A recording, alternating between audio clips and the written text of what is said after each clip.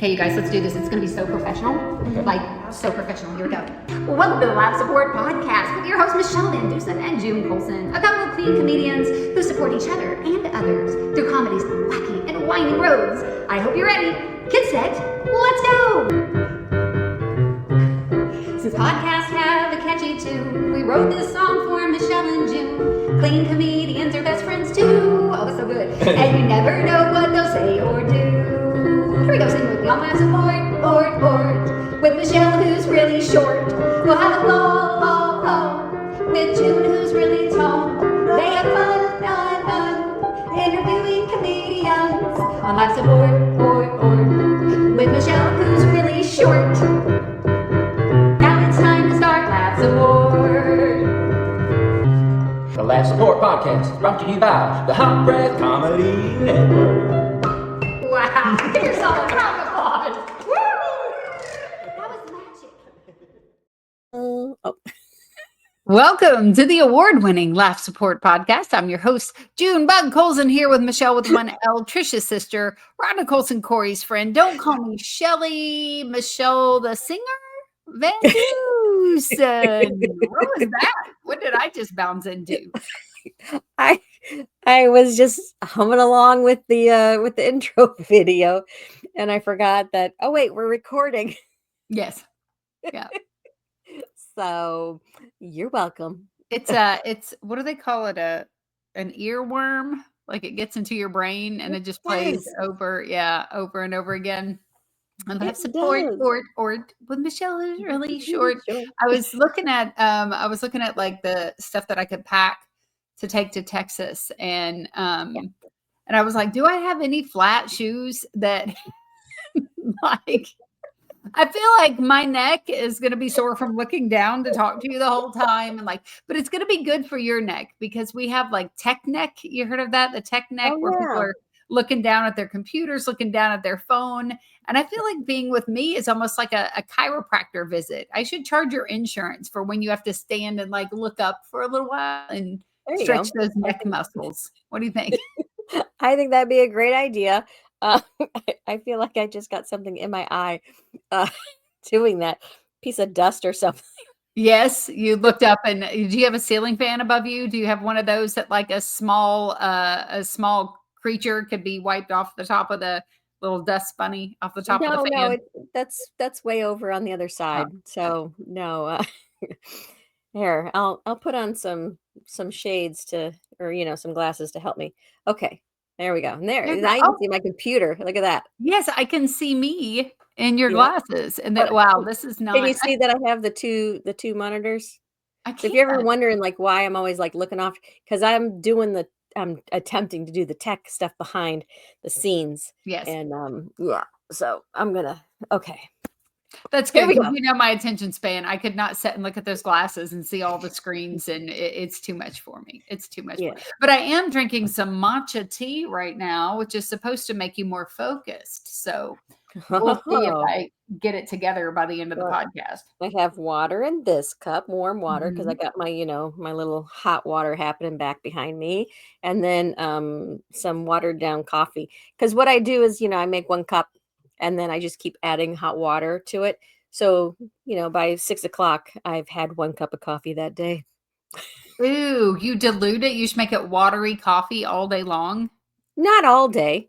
Like I'll finish this and then it'll just be warm water in it. Because then at some point I'll end up just putting a tea in, like Throat Coat. I like Throat Coat a lot. Not a sponsor. I love it so much. It's actually, I was doing some reading the other day about Throat Coat. And the ingredients that are in that tea are actually really beneficial, not just for your throat, but for your gut. So, okay. There's so many like phrase words and so many videos and so many. There's not a time. Yeah. And now because I'm talking about it, my phone is sitting beside me. Every like ad will pop up for your stomach, whatever, the gut health. Yeah. I hear one more time about gut health.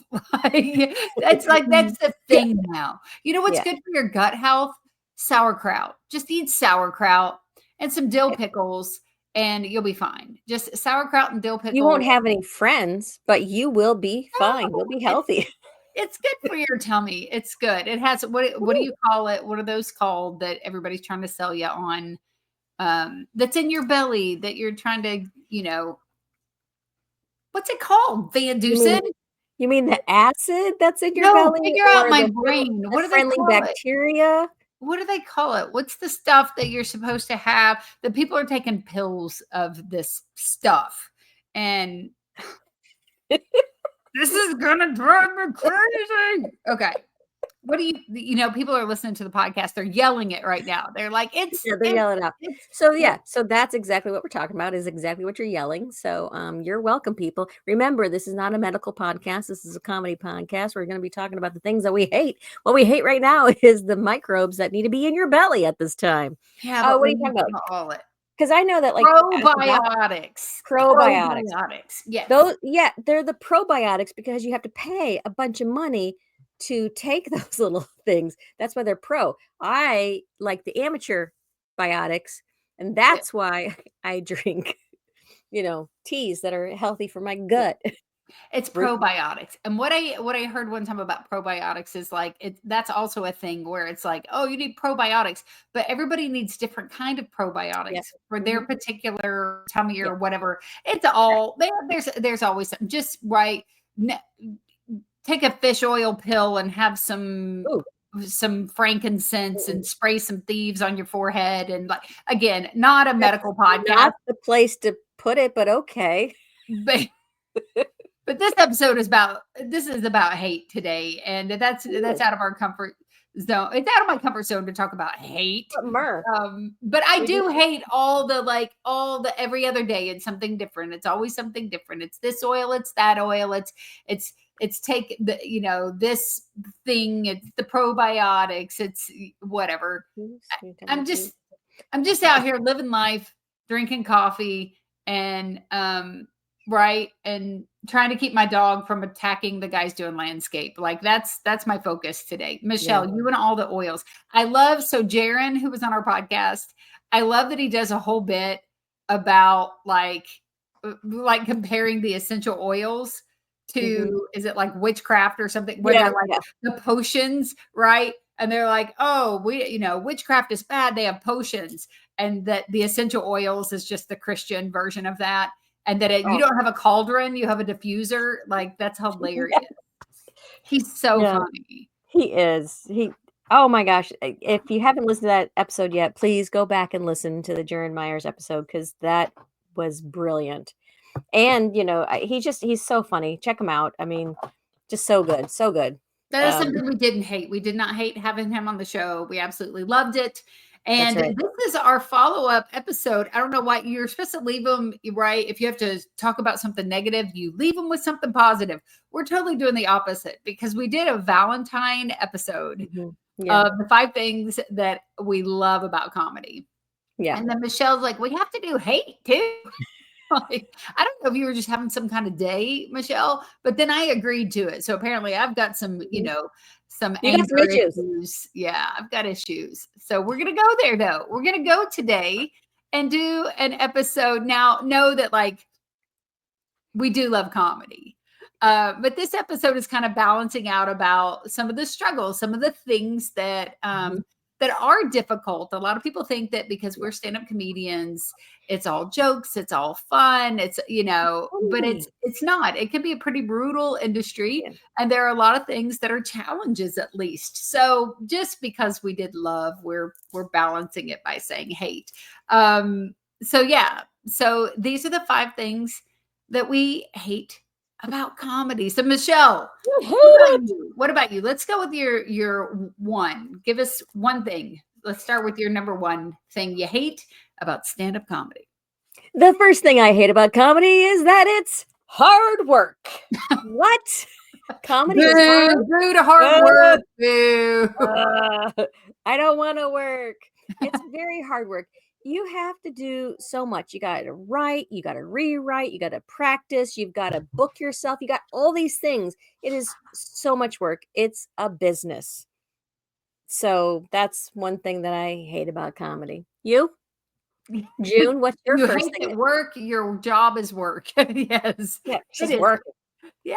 There is a lot of work to it. Well, and you made a great point. It's not just writing, it's rewriting and rewriting and rewriting and trying again and trying again. I tell people it is, that's the one thing that I feel like, God did not reveal to my heart when he was showing me this path into comedy, was just how slow going the craft is, because it's not like another, other crafts where it's like, you can practice a song. If you're a musician, you can sit by yourself and practice your song, and you can play it over and over and over again. And, you just get better at it. Comedy is something that you have to get out and do. You have to find an audience. You have to try it. And then you can't trust the first audience you run something in front of. And so, it's a great point. It actually is. It's a lot of work, and it's a lot of work. And the fact that because you have to fail in front of people. Yes. Like, that's a huge thing. You're going out every time that you go to step out on a stage, you have the potential of failing. Yes. Like, every time. So, I don't know. And it's those few, the famous ones that you go, oh, they're the Michael Jordans of comedy, because we didn't see them at their early stages. We only see them now on the big stages, like, oh, they're amazing. But they didn't see all the thousands of jokes that didn't work, that didn't make it, that got rewritten. You're a real good writer there, VanDusen. We're going to rewritten. How's that joke? I don't know. I'm going to rewritten it. I'm sorry, but I was just, just kicked into my, rural roots. Your rural roads and rewrotens. And wow, I'm glad that this is a podcast where we speak and about speaking for a living. We're doing it. I grew up on the weekends in Indiana, so I'm sorry. I'm going to just go there. And I live in Tulsa now, so yeah, you're going to blame. Don't blame Indiana. Don't blame Indiana for your problems. I didn't do my vocal exercises before we started. You would have done better. You know what it is? You just didn't have enough probiotics before we started this, and you would have been. I went for the amateur ones, and that's the problem. Yeah. Anyway. All right. So what's the first thing that you hate about comedy? Well, it kind of spins off what you just said. It's the failure part. It's the anxiety, the fear, that I remember about 3 years in, just praying one day and going, okay, God, does this ever get to where I don't want to throw up? I mean, I truly had severe stage fright, and I still get it sometimes. I still wrestle with it. Not so much like when I get there right before I go up, but it's the build up to doing shows. It's always feeling like, imposter syndrome is real. A lot of people, deal with that as stand-up comedians, just feeling like, like you're pretending to be something that you're not. That gives you anxiety. The unknowns in the room, you don't know the personalities of the people that are coming to the shows. You don't know how they're going to react to you. You do your best to try to book shows that that they're going to receive your comedy so that they have a good time and you have a good time. Yeah. But really it's just the anxiety. It's just and I still deal with that a lot. And then I beat myself up because I'm like, well, if I just trust God, and it's true. When I put it in his hands, I have a good time and I can let loose. But it's also too, it's kind of, I self-sabotage with my personality because I can't focus until the last minute. It's crazy. I think about, like, if you booked me for a show right now in 2025 for 2026, I'm going to be thinking about that show. That show is going to pop in my head over and over and over again. I'm going to think about that show. I'm going to think about material that I'm going to do at that show. I might like pin it in the back of my brain of like, oh, I'm like, for example, the firefighter show. I may be like, oh, I need to make sure I do that bit for the firefighter show in 2026. Right. Yeah. And so I think about it all the time, but I can't seem to focus on it until like 24 hours before or something. It stresses me out. But when you have those thoughts, like if you're already thinking about a show in a year from now and you know that, oh yeah, that's a good joke. Do you actually take the time to write that down like in a folder or in your notes section Yeah, I where mean, I'll make a note of it, but the thing is, it's like it's just a bunch of scattered notes. So even at that point, and sometimes that overwhelms me more because I'm yeah. like, oh, I've written this down and this down and this down. Um, but one of I think it was Christy Condor who said, this is your process, right? When people are like, do you have a Mm, process for writing? And she's okay. like, this is your process. Your process is to bounce it around in your brain for months, right? To start narrowing it down a few days Yeah. before. And then you go all in and focus. But the problem with that, being someone who just can't seem to focus until the fight or flight kicks in, it really is this like, oh, we're doing it. I have to get focused, right? The problem with that is that works until it catches up with me, until it doesn't. Yeah. Because if something happens, if there's the flat tire, if there's the, family member gets sick, if there's the thing that takes away the one day I've given myself to really Yes. focus on it, then I'm in trouble when it comes to actually getting there and getting the show. And then it Yeah. builds up the anxiety of like, I'm about to perform and I think, I haven't practiced this. I don't know what I'm doing. I don't have, you know what I mean? Yeah. But Chrissy made a good point. She's like, when are you going to stop beating yourself up that like, this is your process. This is how your brain works. This is when you're able to focus. And this is what you do. You're thinking Yeah. about it. You're preparing for it. It's just different how your brain puts it together. And then I also think some of it helps me too, not to be too super rehearsed when I get there.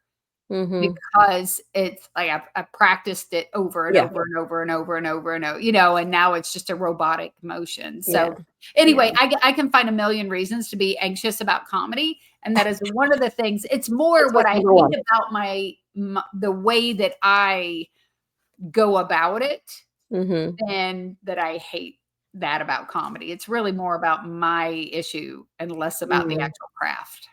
Okay. So but see a lot of people though deal with anxiety. And if your process is to kind of basically wait until you have that deadline right in front of you and it's the go time, it's easier to be able to just jump into that when you have a 5-minute bit, a 10-minute bit. But when you're doing 45 minutes or Yeah. 60 minutes, then I think that's when you're getting yourself more trouble. However, at that point though, you've already have all these other jokes that you've have in you, and because comedy is, I wanna say natural, but I don't natural is not the word. Comedy is a part of you and the way you view life.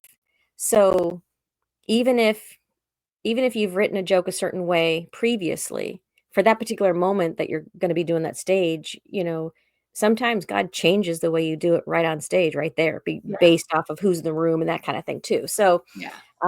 I do like the fact that you said that Christy said that because that makes that's easing my brain off of it too. So, yay! All Yes, right. thank you, Christy Condor, for Thank you. that great piece of advice. But I Yeah. think it is like, how about if it's working and this Mhm. is how your brain works, maybe give yourself a break a little bit And from not don't fight sticking at it, that. because if that is how your brain is working Mhm. and that's how God made you, then don't fight him on that process. I'm just gonna put that out there. But if you're lazy and you're procrastinating on purpose for other, that's a whole different thing. Let's get Mhm. some discipline. But what you're talking about is a different way of just how your brain works. Because I do. I like to think on things for a while.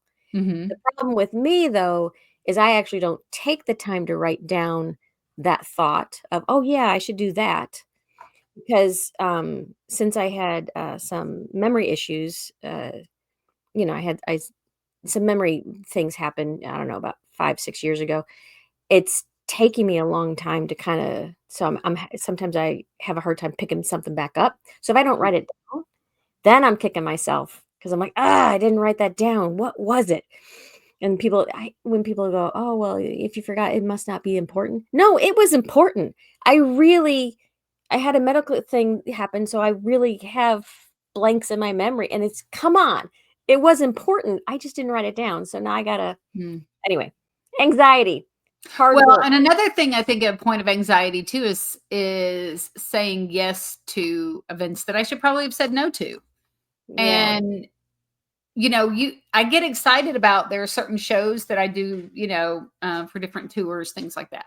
Mhm. When I'm going to do that, I get excited about it because Yeah. I'm like, this is an audience that I know can appreciate the jokes Yeah. that are going to be blessed by what I'm doing. They're going to get and they're going to ride along, and it's going to be good for them. Yeah. Um, when I'm not sure, when I've said yes to something that I'm like, It's the why did I? unknown. Mhm. Yeah, but it's also sometimes it's like, I know there's a shot this ain't gonna be good, right? There's a Yeah. good shot that well, and sometimes it's like corporate events, I get Yeah. anxious about those because it's not like other events. Um, it's not a comedy club. A lot of times you're not in a setting that's super conducive for laughter and those kind of things.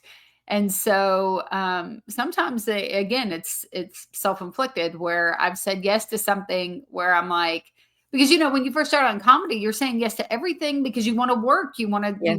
try these jokes out, you want to try different places, you want to see, like, you want to get stronger. So sometimes you Yeah. do have to say yes to an uncomfortable event. Yeah, and it stretches you. I mean, Yeah. that's what's really important is it stretches you, and so now that you have, several years under your belt and you've got some titles to you and you've got, some momentum, when now you have to really pick and choose as to when you're going to say yes to something that's going to stretch you even more or that feel uncomfortable about things. So yeah, yeah, I get it. I get it. I get it. I get it. So I know Speaking you of got something. anxiety, Reggie is so anxious right now because there's uh, people outside. I think he's been on the last 3 podcasts because Oh, we've got like yard people working on some trees in our yard or whatever. yeah. So if you hear the little clickety click, that's his toenails on Reggie the is a hardwood dog floor. for those that are Yeah. listening. It's not a Oh yeah, toddler. Reggie is a dog. that So, would be awful if I'm like, you can hear Reggie's clickety click of his toenails on the hardwood. It's like, cut that baby's nails. uh, and if you're watching, you can see his little nose right now. So, Reggie, all right, he's let's move so to our second thing, things that we hate about comedy. Mhm. The next item we actually both have. Okay. We kind of schedule it or assigned number 2 to it at the same time. So, it is social media and tech. June, why do you hate that? Tell me. Social media and tech, because there's so many moving parts, it changes all the time. All the platforms are different. All of them you post in different ways. I mean, some of them you can connect to each other, but it's exhausting to me. And then also the idea of like self-promotion, just it's like you're putting out these Yeah. videos, some people find their lane and they're like, okay, Leslie Robb, our friend Leslie, is a great example of it. She has 2 different audiences. She has her teacher audience, and Mhm. then she has a kind of inspirational Right. Christian audience where she gets up in the morning and she reads a Bible verse, and she has a formula. She has the thing that's consistent. When you go on, you're going to see her do this thing. And that's Mhm. what grows your audience and your social media, right? Consistency. Speaking of tech, like right now, you can hear Yeah, the ding. text messages dinging Yeah. on here because I have a new computer. And on my computer, the iCloud is now connected to my husband's, and I can't figure out how to unconnect it. And he's at work. So every text he gets at work, you're hearing. So it's perfect that that's happening right now. And so I get overwhelmed by it and I just Mhm. shut down, and I haven't found the thing, right? And when, as a stand-up comedian, it's like, oh, put out your clips. Okay, so put out some clips of your shows. Well, then Oh, but if you got to get good video and you got to yeah. get good audio. My Mhm. husband usually does a great job. My last clip that I put out is fuzzy and it's moving some because for some reason he decided he's a cameraman and he started moving across the room and zooming in and zooming out and all of this stuff. Like, when all you have to do is set it and forget it, set the camera and walk. And so then I don't want to be mean and go, what was that? So I waited until like afterwards. I was like, I put a clip out, and hey, like, he goes, well, the lighting was weird. I was trying to find a good spot, whatever. So he was doing the best that he could, but good video is hard to come by. And then there's a whole kind of debate about like, do you put out all these Right. clips of your comedy so that people already know your punchlines when you get there, Yep. like because it takes a long time to develop this material. So then you have people putting out the crowd work, right? Mhm. And you have Then they some, expect only to talk to you during the show. They right. don't realize that's just a small, small 2-minute thing that happens. And I don't talk to people. I mean, I that's not my thing. I don't do a ton Yeah. of crowd work. I'm horrible about it. I mean, I could just do crowd work that's horrible crowd work so that I have clips that are horrible clips. But so Mhm. anyway, it's so many moving parts. It's so Yeah. many different platforms. I haven't found if there's a series on social media to do. I was part of one organization for a little while.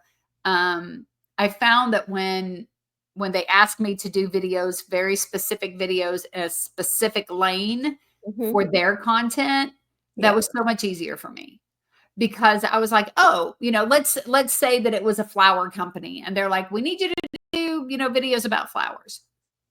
Fine. Now I have this focus and that's all I'm going to see is flowers. And I'm going Mhm. to think of funny jokes for flowers and I'm going to do a video about the flower pictures. And I was able to like stay focused, Yeah. but for myself personally in my comedy, I don't know what that lane is. And So that drives me insane. Okay. so what I'm hearing, listeners, if you're out there, June needs a sponsor. And, so if Mm, you have something that you need to be advertised, she's the one. So hire her, yeah. and, she will stay focused on what your company would need. So there you go. So hire junebugcomedy.com, right? Thanks. Uh, Thanks yeah.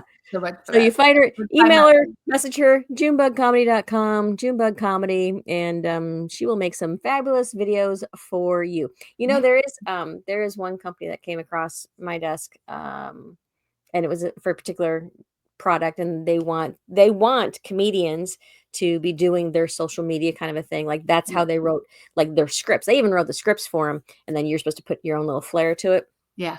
And I looked at it and I saw the ingredients and what was in it, no probiotics at all. Oh, Um, no. Well, no, well, there were some natural ones, but there were some ingredients in there that I personally cannot ingest. And I was like, "Ah, even though that's a really good product, I personally could never be like, hey, have this." Like I couldn't do it because no one wants to see someone then throwing up, you know, yeah, that'd be bad. as Yeah. their social media. Yeah. So, yeah, social media. I don't like it either. It's because there's like this crazy demand for it, Yeah. and it's time consuming, and some of the pay, you're not necessarily always getting what you need back from it. Right. Because sometimes then that ends up becoming a distraction for you to actually be building and working on your craft, Yeah. spending your time like, "Oh, how can I do this video?" So I personally for the long I just post what's happening in my life sometimes. And then there's other times you don't see anything from me for months. Yeah. Cuz like right now nobody needs this. I did just recently though post the hole in my kitchen, Yeah. cuz I thought, "Oh, that was a fun element, that was a fun song." Right. There's a hole in my bucket. So I'm like, I'll do that. So, and I see, and the thing with that though is I tried 4 or 5 different types of videos that we could have done with it, like, having my husband's like, sing the parts.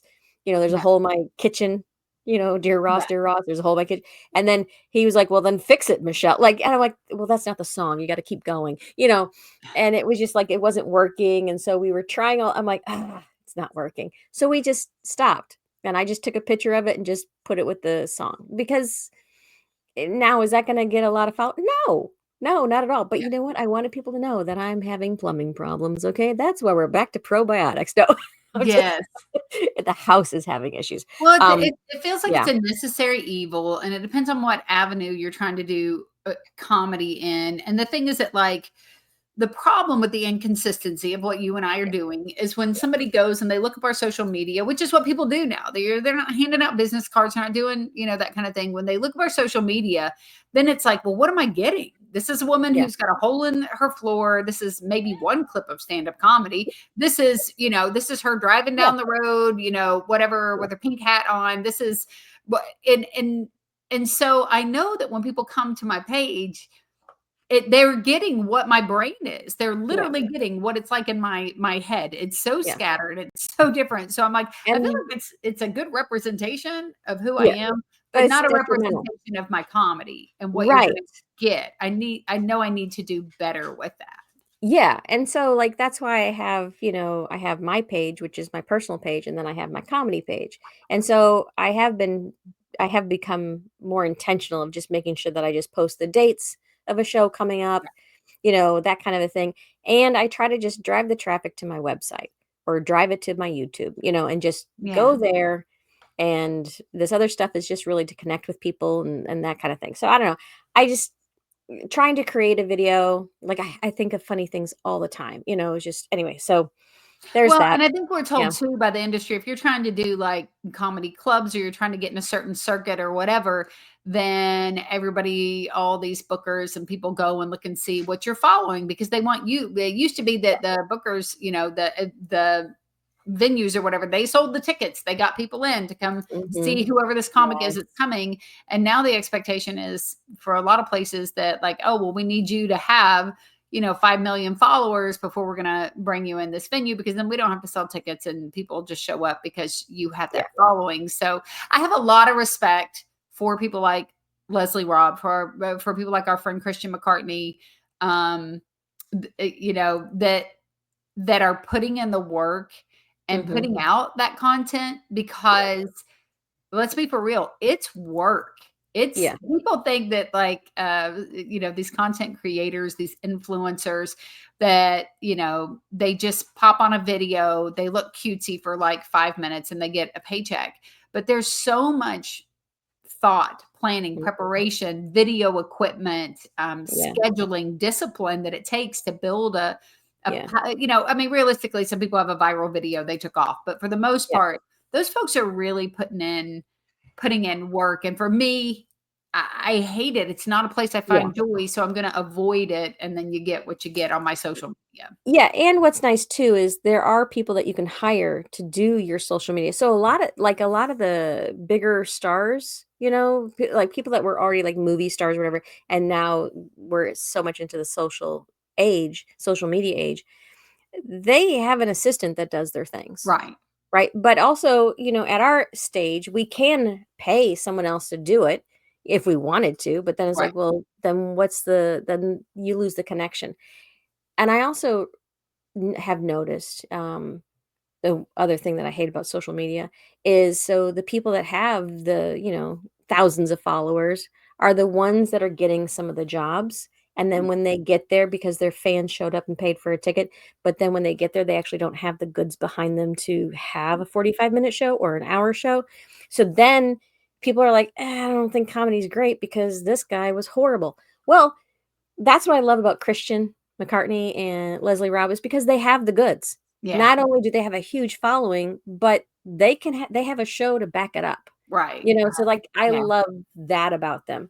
Anyway, but I hate that about social media. Back to Jaron, I think he mentioned that in the last podcast where he was kind of advising someone who was thrown into that situation, who came out and they're having them do 45 minutes. And he was like, you have a solid 15. People just want to see you anyway. So just be you, do the material that you have.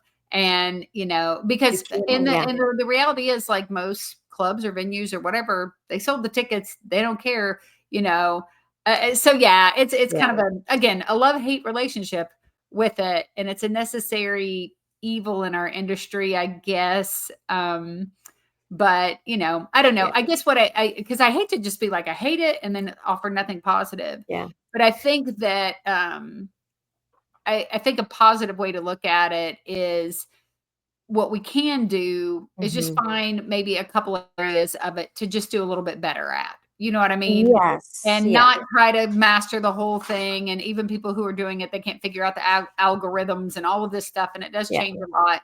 Just maybe find the area that you are having fun posting, try to be consistent about it, and get a little bit better at some area of the technology but don't beat yourself up for not being a master of it all. Yeah, see, like, that's the other thing too is the and Yeah. tech, Yeah. because, you know, anybody that has, an Android phone is automatically at a disadvantage just right off the bat Yeah. on the tech portion of it, because it's taken, the Android a little bit longer to go, "Oh, yeah, I guess we should be competitive with them too."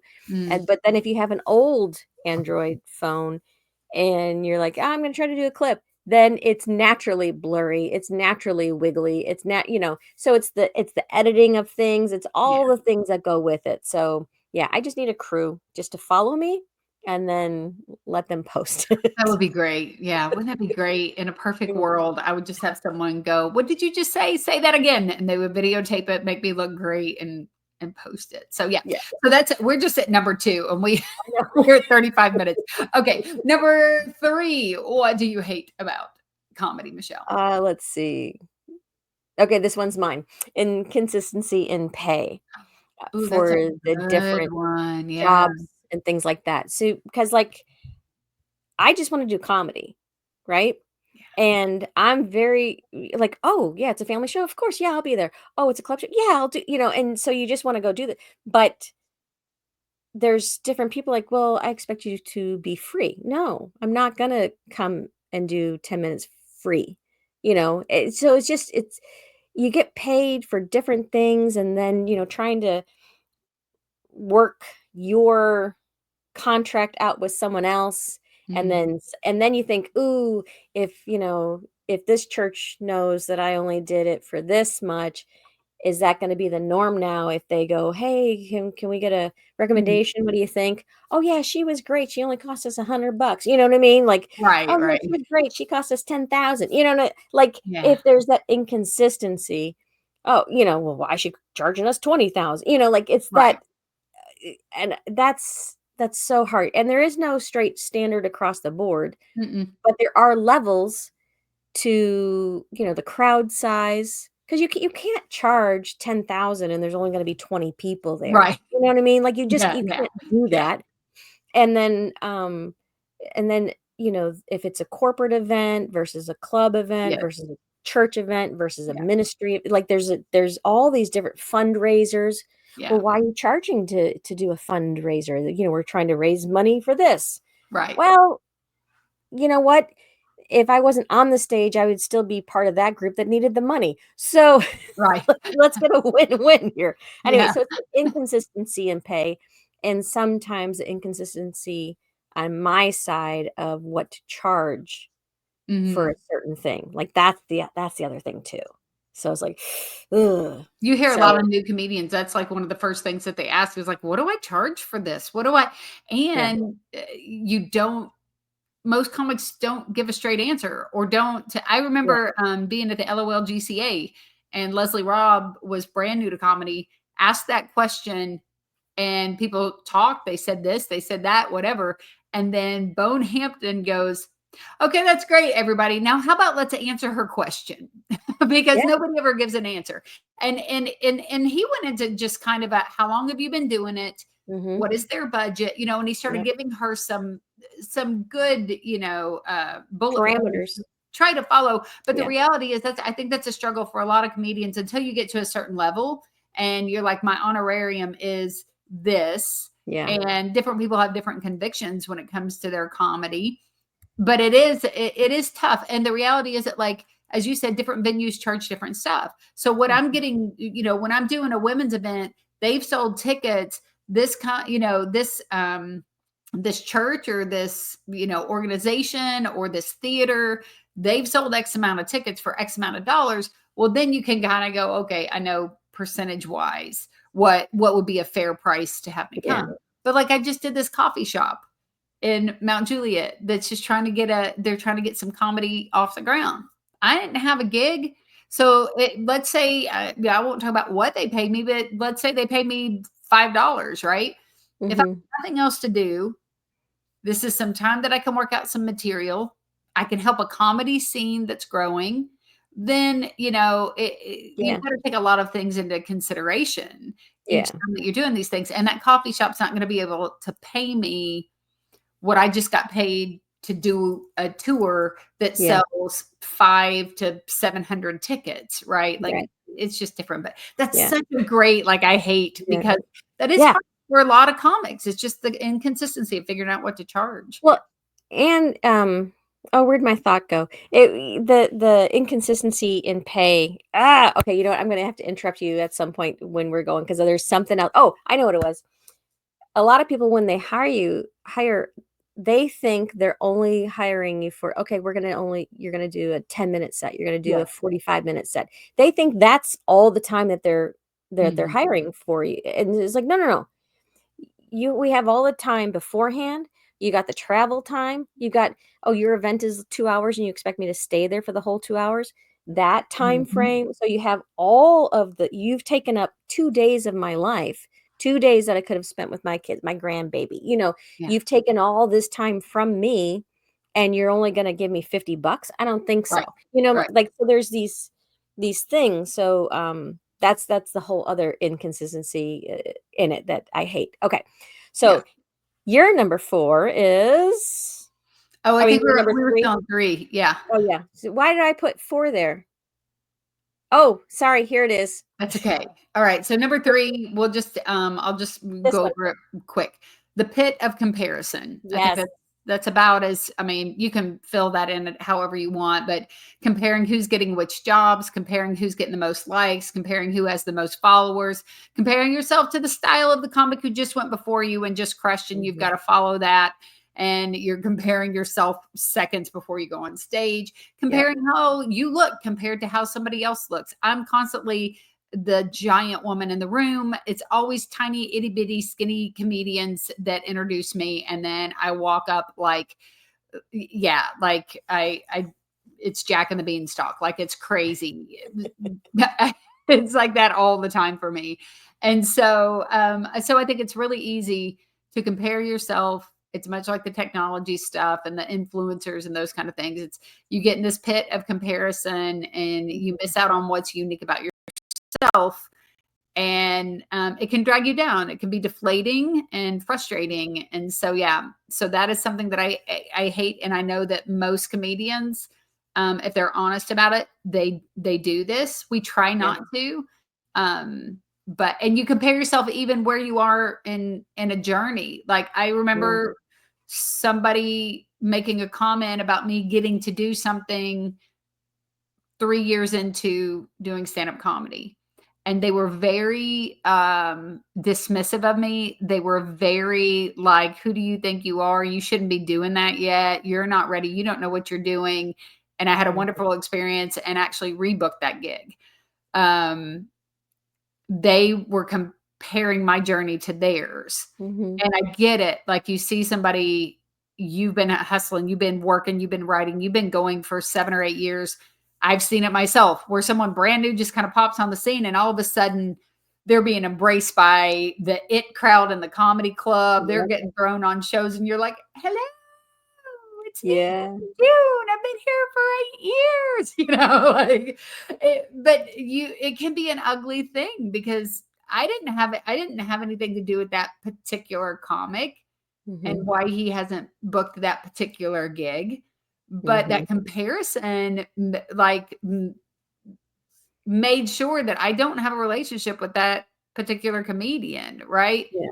Because it Yeah. just was, like, so off-putting so quick, and I'm sure that it's just insecurity and comparison at the moment. This person, maybe just a wonderful human being, but I was like, "Oh, I don't need that because I'm already feeling like an imposter." Mhm. So, yeah. Anyway, Yeah. it's the bit of Comparison comparison. Comparison kills. It kills, it kills, it kills. That's Mhm. why, one of the things I liked about my children's when they were on the robotics team, they had an award or, one of their bullet points of thing is about cooperation, where you have to work with Mhm. and and it's so every team had to help another team. Like it wasn't, even though they were competing, they still had to cooperate, so it was a really neat thing. So, yeah, comparison, will kill you, it'll kill your creativity, it will destroy all those things, and yeah, I hear you on all of it. How come they got this? How come I'm not doing it? Mhm. Quit looking around. And Just it focus. can kill relationships and friendships too in Yeah. comedy. I One thing I try not to do that because I'm a self-deprecating person or whatever, but one thing I try not to do is make comments about other comedians in a way that I hear it all the time where somebody will be like, "Oh," let's say for example, the Huckabee show, doing the warm up for the Huckabee show, Mhm.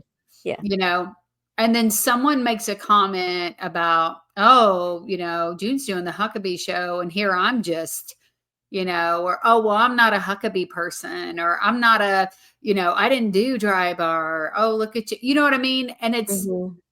it's like comedians can sometimes make other comedians feel bad because they've received an opportunity.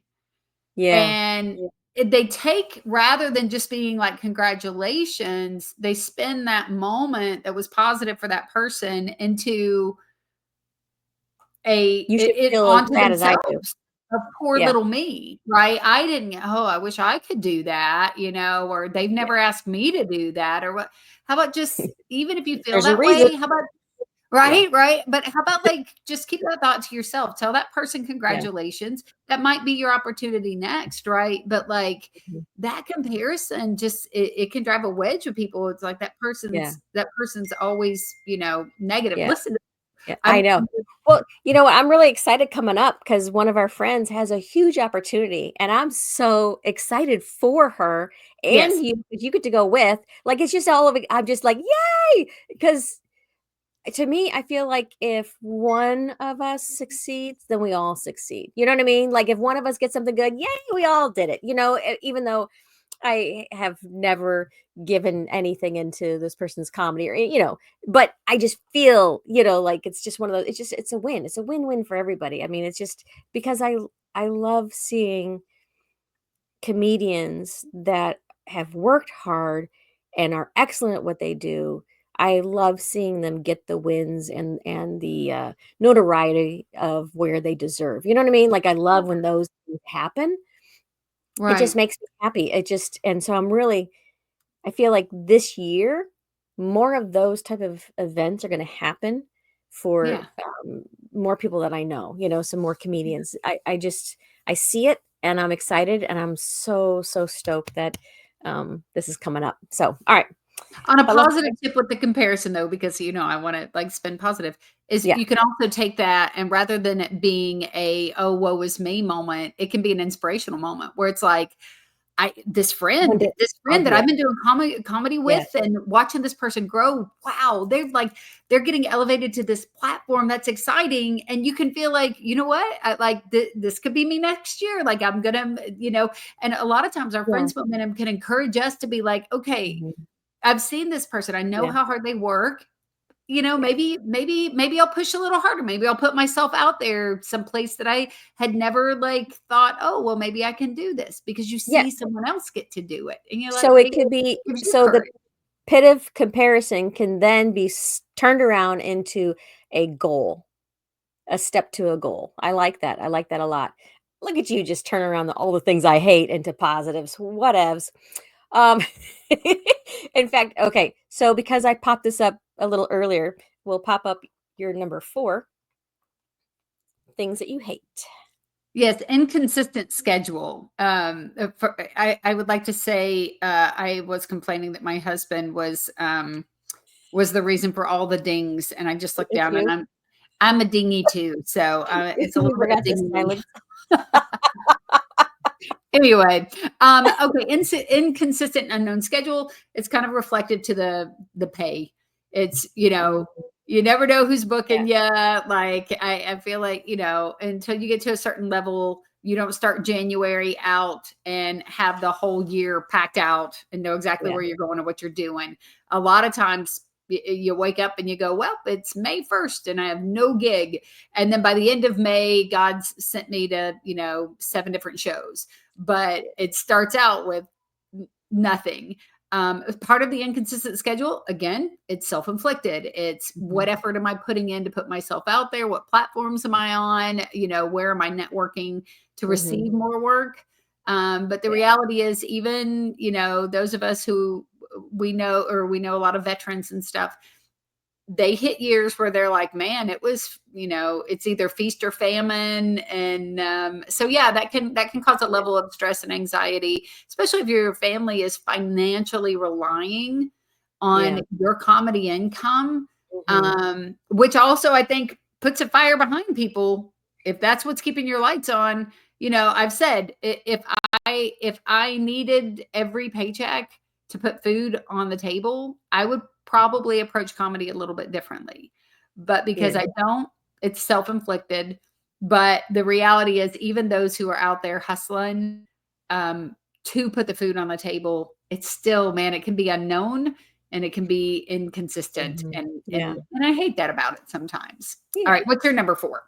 My number 4 is, I hate that it's lonely and it's hard for you to keep up your health or your mental health, your physical health while you're on the road. So it connects, both of them, because the road is a very lonely place unless you're traveling with, a couple of comedian friends or with your family. I'm sorry, sometimes what? Comedian what? friends, your buddies. So You like said comedian butt friends. no, buddies. No, that was We're gonna rewind the tape. I swear I did not hear buddy. I don't know if like your audio cut out, but you said comedian butt friends. And I'm like, what friends? What I'm gonna edit this whole section out now that I know how to do that part of the tech. I don't know what just happened, but I can't wait for you to go back and because maybe my brain skipped a beat or your audio cut out a beat. I'm like, you're traveling with also, I'm supposed to travel with you in February. And I'm like rethinking, what kind of friend am I to you, Michele? Because I will tell you, I'm not your comedian butt friend. Okay? We're going to clarify. And especially since it started with being lonely. So, do I have a big old hiney? Do I have a country girl corn-fed? Yes, but I'm not that kind of friend to you, Michele. So, oh my God. Listen, y'all have support. I need you to make sure you watch this on YouTube because Michele's little red face, it's as pink as your backdrop back there now. Shame on you. Listen, I've said it before on this podcast. People are always worried about like, June, your hot dog's daughter, or who knows what you're going to say. But really, Michele, you're the one we got to be concerned about. Now, help me, Jesus. No. I'm gonna have to edit all this out, all of it. No, it has to stay in. It has to stay in. Okay, so lonely and your health. It's hard to keep up with your health. Yes. Yes. It's hard to keep up with your health. If you have a special diet that you have to be doing, if you have a certain exercise routine. Like I know that a lot of hotels and things like that have, gyms in there. I say gyms. It's what, one treadmill and some weights, maybe, if that. But if you're going to be staying at those Airbnbs, there's not really gyms and things like that. So then you have to go walking, and then is that safe in the neighborhood? You don't know. So there's all these other things that are kind of connected with traveling, that it is a lonely kind of a process. And sometimes when you're working, even sitting in the green room and you're with other comedians, if they are comparing or they're working through their own set, things like that, then they don't want to spend their time talking. Usually you get to hang out after the show. But even then, as a mom, I can't just hang out all night. You gotta get home. You gotta get back to the kids, and because moms have a lot of things that are on them, not just the comedy thing. You can't just roll in at 2 a.m. and I hope they were tucked in. I hope they slept. Like you can't do that anyway. But now that my children are grown, which is a lovely thing. That's why I feel like now is the time where I can do more traveling and things like that. But Right. it's lonely. It's lonely out there. Yeah. So if you can find a comedy buddy and or friend Yes. to travel with, you know, there's some comedians that they do, what do they consider it, where they're co-headlining. Yeah. Just Yeah. just call it a comedy show. Yeah. When you're like, what is this? Two head, Yeah. because but and then there's other people that have an opener, so the person that goes before them on the Right. show, Right. um, but they Killer don't always Bees and Dan Whitehurst is a great example of that. say that Dan again. opened Killer Bees and Dan Whitehurst is a great example of that. They're Yeah. just a great combination on stage together, good friends. Bees is, the headliner and Dan travels with him and they have that friendship. It's not just another because I love that you pointed out we talked about this on one of our comedy panels, green room etiquette. Not everybody in Mhm. there wants to be friends and talk and those kind of things. Yeah. And it's not always because they're rude and they don't want to connect with you, but it's because their headliner's been doing this for 30 years and they have a routine. They have a thing in their head that they do to get themselves prepared to go on stage. They may never get to a place where they're just like, no big deal, doing a show, relax, chat, go on stage. There are some comics who can do that, but there are others been doing this 25, 30 years. They have their routine. But I do hate that. That is a hate for me going into the green room and everybody's stiff and quiet and serious and like, Yeah. oh, but I am that person right before I go on. I need like the earbuds in and I need it to be quiet for a few minutes to just pace and pray Mhm. and like get focused because I'm about to do my thing, Yeah, yeah, and that definitely is very important. Like before your set, you do need to focus and things like that, and get prepped to do your job because that's why you're there is to do Mhm. that. And so sometimes talking with people can be a distraction kind of a deal, Yeah. and it's so important too if you're part of a show. Any kind of ensemble thing, it's really important too that you listen to the comedians that go before you I try to, yeah. because but not get their stuff in your head, but you kinda need to pay attention because sometimes you can play off of that Yeah. because the audience is already in, Yeah. and they loved and they followed that, so you're like, "Alright," so you can pick up on some of those things, and, um, you also wanna pay attention because if there is someone in the audience that that the other comedian already commented or, something Right. happened, and then you come out and you do the same thing, like, "Hey, how are my single people?" And it's like the 2 Yeah. comedians now you're the 3rd one doing the Yeah. exact same thing. You don't wanna be the one that's Right. following that. Why did you not listen to any of it? So, like, it's that kinda stuff. Um, but yeah, if you get a chance to be able to travel with your family or have, a comedian friend go Mhm. with you, it's really, really important, but at the same time, you still need to have your quiet time separate from them, though, so you Yeah. can prep. And part of keeping up your mental health and how hard it is on the road and being lonely, when you pair those together, you have to make sure that you go in with a plan. Mm. So, like, I never turn on the TV in hotels because that's a weakness of mine. I know that because I like to watch TV. I like to watch, comedies. I like to watch movies. And so I don't even turn it on. I just leave it off.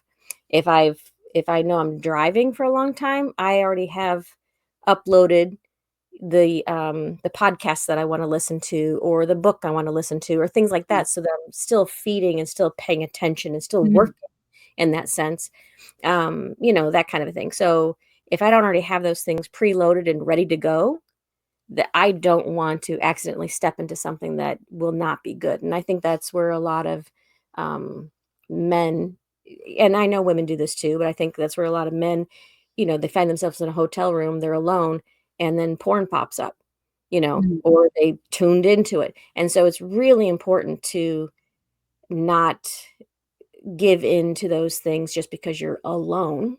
Yeah. Yeah. So you gotta go in with a plan. And so Yeah. I think that's one of those things why I hate comedy is a very lonely, lonely job. Yeah, And you're isolated a lot. Yeah, yeah. Yeah. So like that's anyway, so keep up your mental health. It's really important. So for figure out sure. how, make a plan and follow that. So there you go. Okay. Next. Number 5, we're on to 5. Okay, these are the last things we hate, friends. These are the last, things that we hate. Um Yeah, mine's just goofy. The merch monster. That's how I feel dun, about dun, dun. merch. I just hate merch. Like, everybody's trying to figure out which merch to sell, what t-shirt, if you bring Mhm. t-shirts and somebody else has t-shirts, and then you gotta, you want to do a joke that has a great punchline that, people are gonna buy it because it's, then it's like you don't want to put a punchline on a t-shirt before it's an actual funny joke. You might think it's funny, and then you make a bunch of t-shirts, and then it's like, oh, that's not even, I don't even do that joke anymore, right? And Yeah. then, like, doing women's events, for me, it's like one person selling t-shirts and another person has stickers and another person has jewelry. And it's like, I don't want to bring any of that stuff, and I've never quite found the thing to sell, because when people are like, are you bringing merch? I'm like, nah, and it's work, especially if you're flying, I fly to a lot of these Yeah. gigs. So then it's like, okay, now you're paying for another, you're having to pay to check this bag because you need a bag for your stuff. And now I got to have a bag for a bunch of t-shirts. And then you haul, now you got to Mhm. have a size run of them. You haul all of them there and then you sell two. And like, I paid $50 for an extra bag to sell two t-shirts. I hate it. It's a monster. I've Yeah. kind of found, at least for women's events, what I want to get. But the thing I want to get, um, I don't know where I can get it, and also where I have kind of found it, it's expensive. So Yeah. then it's like now you gotta find something that is affordable for people to buy, and Yeah. yeah, so it's a monster to me, the merch monster. I wish I had, like, the perfect thing. I've bought 3 different things to sell as merch, and most of it's sitting in my closet right now, like, because it still doesn't make sense. So Mhm. Yeah, and a lot of headliners, and they don't sell merch. I've noticed that. Like recently, I've been paying attention to who does and who doesn't. Mhm. And it's been interesting because like a lot of people that do a lot of corporate gigs, they don't bother Right. with merch at all, Yeah. because they're getting it in their contract, it's already kind of covered kind of a deal. So I think that's the struggle is, because you're walking away, because there's more money on the table, basically. So if you have merch, Yeah. and for our listeners, if you don't know what merch is, it's, merchandise that you're selling at the back of the room at either before or after your comedy show. Yeah. So that, what do you sell? What do because it's a big investment. Yeah. T-shirts are a big investment. Stickers are a big investment. Yeah. Books are a big investment. That's a lot of time. Yeah. I and then, how much are you selling it for? And, that kinda Mhm. thing, and Well, and it's then you also have to have, like, someone either work the table or you've yeah, gotta work the table back there, and then how are you selling it? So now you gotta have, again, back to the technology, you gotta have the Square or, whatever, tap for people with yeah, credit cards, and now you have cash money on you, and if you're working in areas where it's not very safe, then do you wanna be walking out with a bag full of cash because you sold a bunch of T-shirts? And I don't know. It's yeah, probably not that complicated to a lot of people, but it's something that's so far, and like you said, there's a lot of headliners who kinda just stop selling that stuff. mhm, But yeah, then I also, being on tours, it looks good if you're at a women's event or, yes, Funny Together is a family event. yep, It looks really good when someone walks in and you've got tables full of t-shirts and there's jewelry and, yep, there's whatever, lanyards and all of this stuff. yeah, It makes it in the lobby feel like an even bigger deal that you're walking yeah, into. So I don't want to do a disservice to, like, our friend Rhonda with Funny Together. I would like yeah, to bring something, but I don't want to compete with her t-shirts. So yeah. anyway, it's why I hate it, Well, because it's so many things to think about. and then as an audience member, so, like, if I go to a John Chris concert or a Tim Hawkins or Shonda Pierce, and you're going with a group of people, then, you all want to be like, oh, let's get the shirt, and Yeah. so so at that time frame, there's a time when merchandise is very important, and there's a time that, oh, you haven't even told your first joke, why are you even attempting this? Don't. Yes. So like there's all these different things, and then like you just said, when you're on tour with a certain person, you don't want to bring something that's going to challenge what they have. Right. And so that's the same thing at clubs. If you're the the host, don't No. bring merch. If No. you're the opener, don't bring merch. Yeah. Feature and headliner, bring merch. So there's all these different things that go with Jeff the Allen's a etiquette. good example of a headliner that he didn't sell merch for a long, long, long time. He could have cared less. If I did a show with him, he's like, yeah, Yeah, sell something. I don't care. I don't sell anything. yeah, That's just a pain in the butt for him, something he didn't feel like messing with.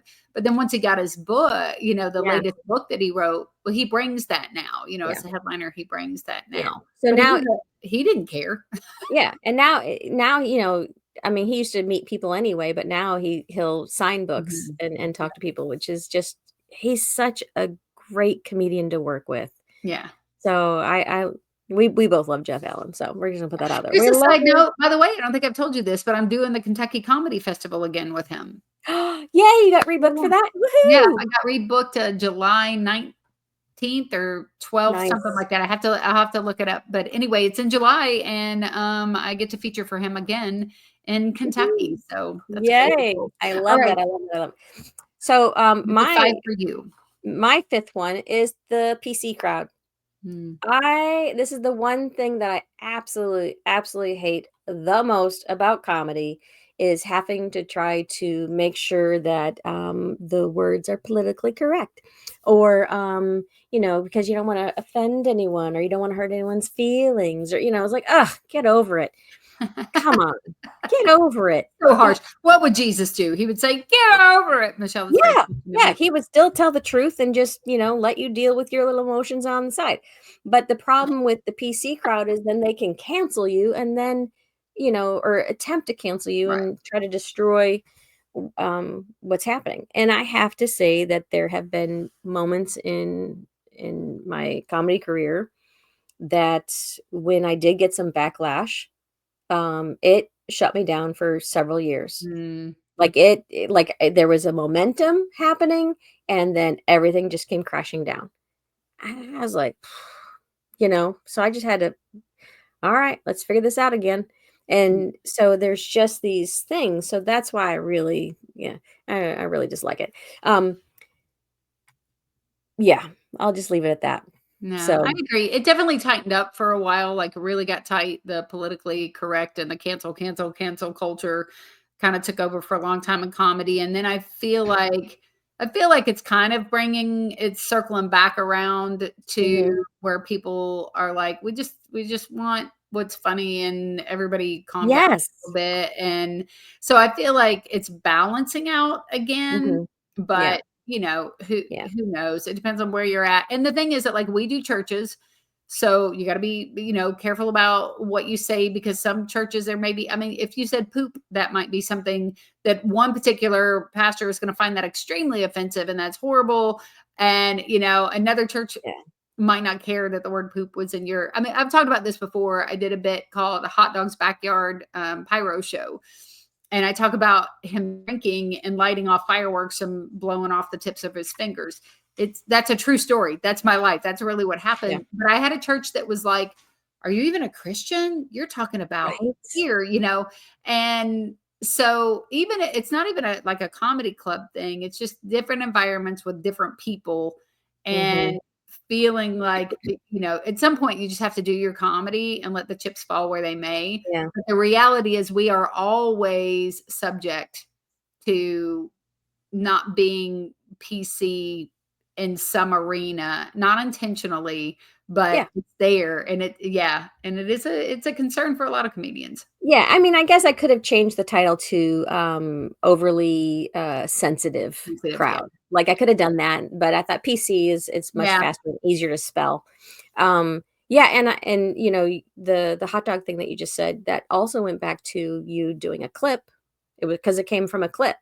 right? So Yeah. that goes back to the social media stuff. It's Yeah. like, Yeah. what do you put up? What do you do not put up? And that was something that sort of like, can we hire you because of this? It's like, ugh, Yeah. Yeah. breathe, people.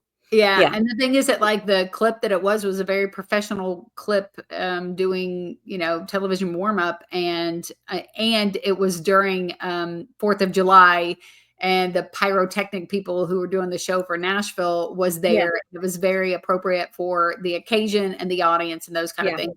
But it put this women's event off. Mhm. But come to find out, in all fairness, these folks had a very strong recovery ministry, and Oh, yeah. alcohol had really rocked the Yeah. church and the lives of the pastor and his wife and all of these things. And so they were extra sensitive about it.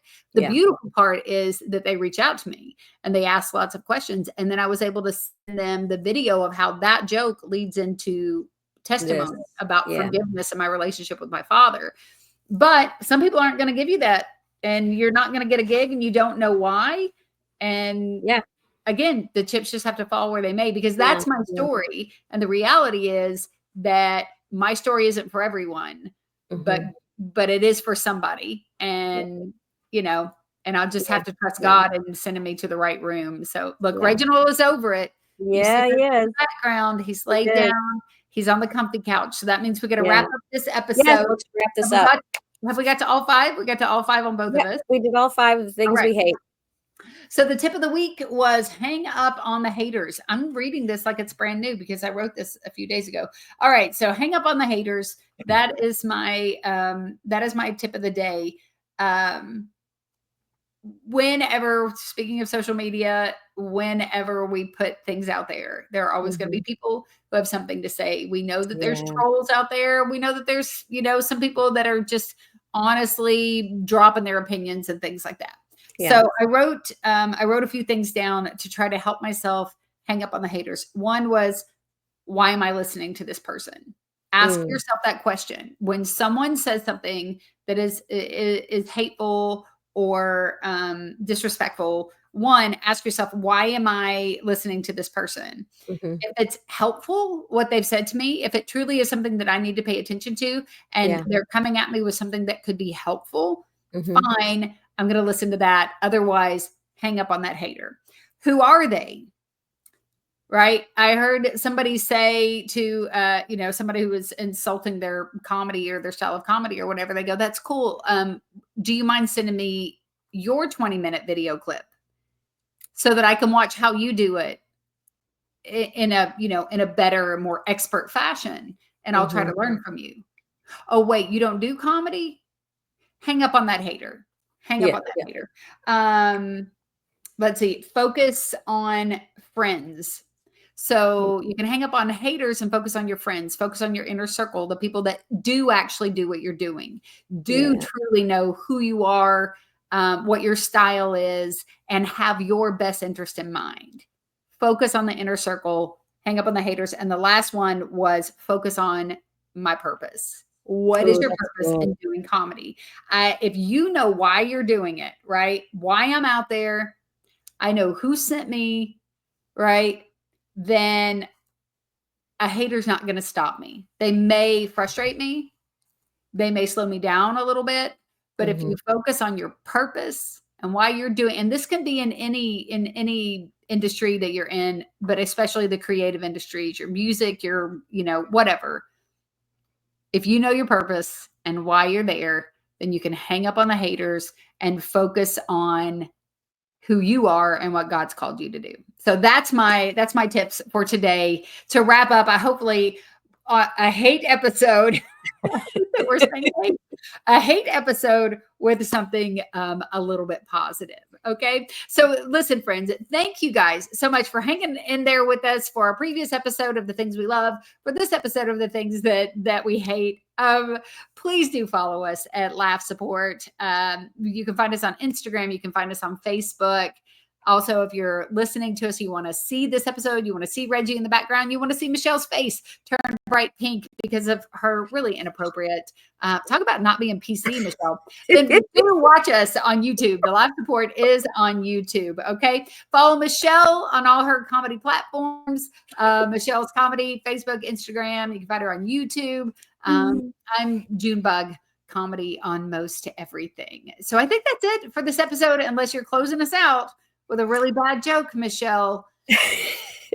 Well, since these were supposed to be Valentine, type of things, and yeah. I missed doing the proper joke for last week, so I'm going to throw it out this time. Okay. What did one light bulb say to the other on Valentine's Day? You light up my life.